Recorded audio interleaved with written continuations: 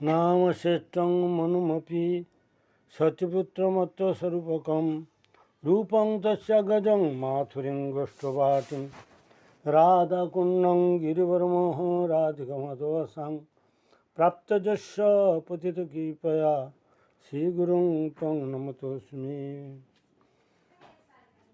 नमो ब्रह्मण्य देवाय गो ब्रह्मण्य हिताय च जगद्धिताय कृष्णाय गोविंदाय नमो नमः।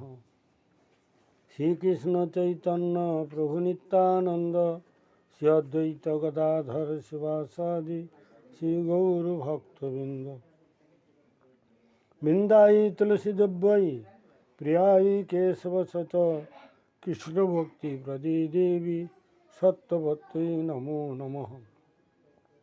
हरे कृष्ण कृष्ण कृष्ण हरे हरे हरे राम राम राम हरे हरे। सर्वज्ञ সম্বন্ধ জ্ঞান প্রদাতা জগৎগুরু বিশ্ববরণ্য জগৎগুরু সম্বন্ধ জ্ঞান প্রদাতা ভক্তিবেদান্ত বামন গোস্বামী মহারাজ এই শীতল কমলে এ দিনের অসংখ্য দণ্ডবোধ প্রণাম জ্ঞাপন করি। তৎপশ্চাৎ রূপানুগ গুরুবর্গের জন্য আমার প্রণাম নিবেদন করি এবং তৎপশ্চাৎ পূজনীয় বৈষ্ণববৃন্দ মাতৃমণ্ডলীর চরণে আমার যথাযোগ্য প্রণাম নিবেদন করি, তাদের শুভ আশীর্বাদ প্রার্থনা করি। তারা এই অধমের প্রতি প্রচুর পরিমাণে কৃপা বর্ষণ করুন, যাতে হরিনাম সংকীর্তন করে জীবন ধন্য করতে পারি। হরে কৃষ্ণ কৃষ্ণ কৃষ্ণ হরে হরে হরে রাম। শাস্ত্রে বলেছেন যে অনেকে বলে থাকেন যে মহাপ্রভু তো কলিযুগে এসেছেন, অতএব মহাপ্রভু ভাগবতে তো মহাপ্রভুর নাম নেই, কিন্তু ভাগবতে যে মহাপ্রভুর বন্দনা করেছেন, স্বয়ং বন্দনা করেছেন মহাপ্রভু, তার স্তুতি করেছেন শ্রীমদ্ ভাগবতে একাদশ স্কন্ধে পঞ্চম অধ্যায়ের 23 এবং 24 নম্বর শ্লোক। সেখানে বলেছেন ধ্যেয়ং সদা পরিভবগ্নম অভীষ্টদোয়ং তীর্থস্পদং শিব বিরিঞ্চি নূতনং শরণ্যম ভিত্তাত্যং প্রণতপাল ভবাব্দিং বন্দে মহাপুরুষতে চরণারবিন্দম বন্দে মহাপুরুষতে চরণারবিন্দম।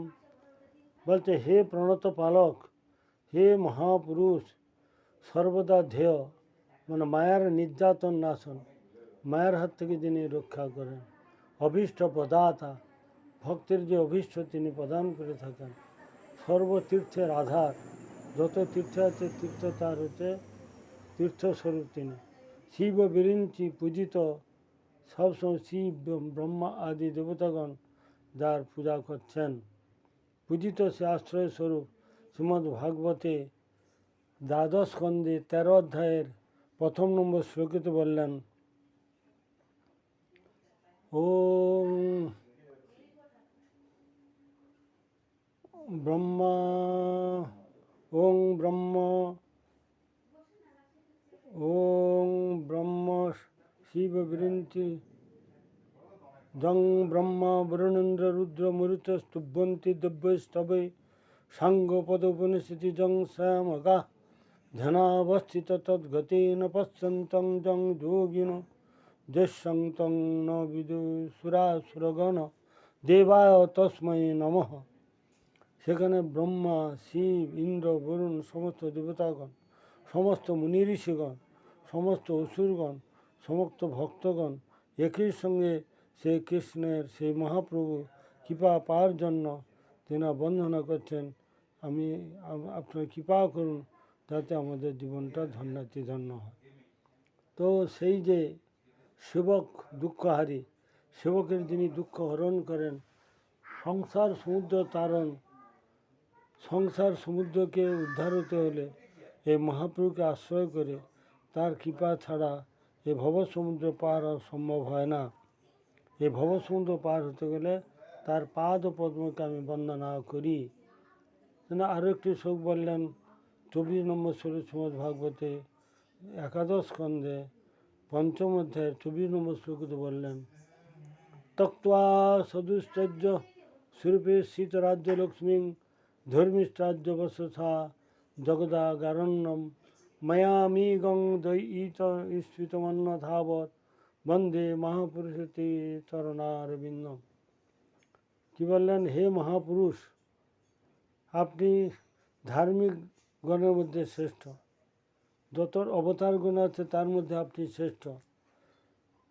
সন্তবতারা পঙ্কজ ভবনাবস্য সর্বতভদ্রা কৃষ্ণাদন্না লতা সৌপি প্রমোদ ভবতী। যত অবতার আছে তা অবতার শ্রেষ্ঠ বলা হচ্ছে, ধার্মিক অবতার শ্রেষ্ঠ মহাপ্রভু। তাই আর্য ব্রাহ্মণগণের সৌভাগ্যে দেবতাগণের বাঞ্ছিত সৌভাগ্য অধিকারিণী। আর্য যে ব্রাহ্মণগণের সৌভাগ্যে দেবতাগণের বাঞ্ছিত সৌভাগ্য অধিকারিণী। অতিশয় দুশ্চর্য হলেও নিজ লক্ষ্মীকে বিষ্ণুরাকে পরিত্যাগ করে জীব কল্যাণের নিমিত্ত তিনি সন্ন্যাস ধর্ম গ্রহণ করেছেন। জীব কল্যাণের নিমিত্ত তিনি সন্ন্যাস গ্রহণ করেছিলেন। পরম দয়ালু কৃপালু বশত তিনি পতিত পাবন লীলায় লক্ষ্মীভূত